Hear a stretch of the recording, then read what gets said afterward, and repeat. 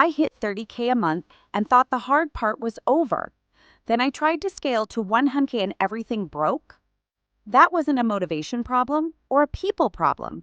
It was an infrastructure problem. Operational maturity is the only thing standing between me and predictable 100K months. I used to think better marketing or more sales would fix it, but the business needed to function like a business, not a high revenue side hustle held together by my attention. The jump from 30K to 100K is where hustle stops working. At 30K, I could patch problems with effort.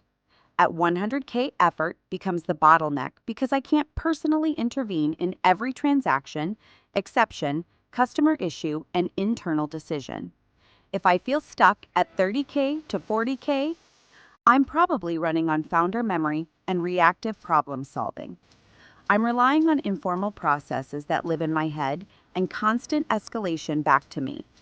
That is the operational maturity gap, where the business is too big to run on instinct but not mature enough to run on systems. I can't take a week off without things falling apart. My team asks the same, how do we handle these questions every week? Delivery quality depends on who is working that day. Hiring didn't reduce chaos. It made the noise louder. I'm working more but getting diminishing returns.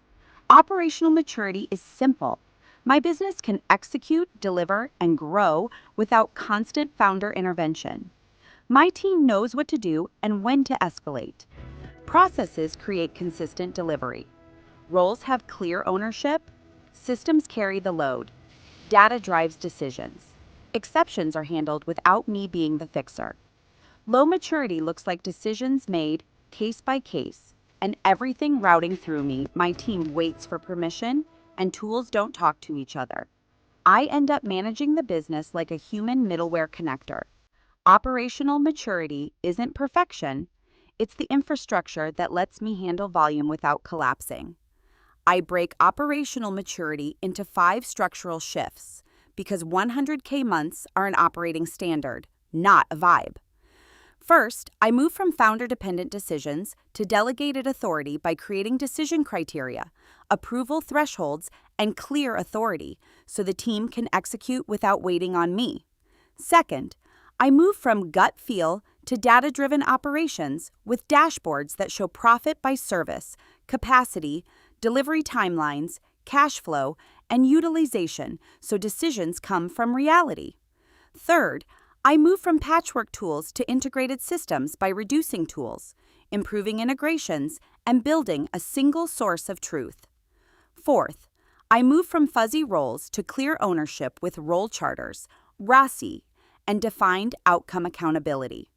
Fifth, I move from reactive scrambling to proactive planning with a 90-day operating cadence, clear priorities, forecasts, weekly reviews, and buffers for reality. When maturity is in place, 70 to 80% of decisions happen without me. New hires get productive fast because processes exist.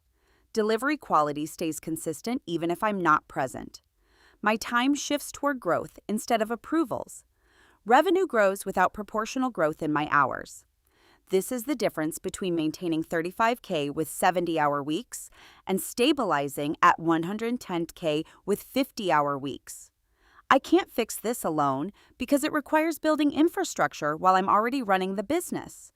It's like installing a new operating system while the machine is still turned on. That's why operational maturity usually needs a structured implementation sprint, not another idea, tool, or someday plan. I can't run a 100K month business on 30K month infrastructure.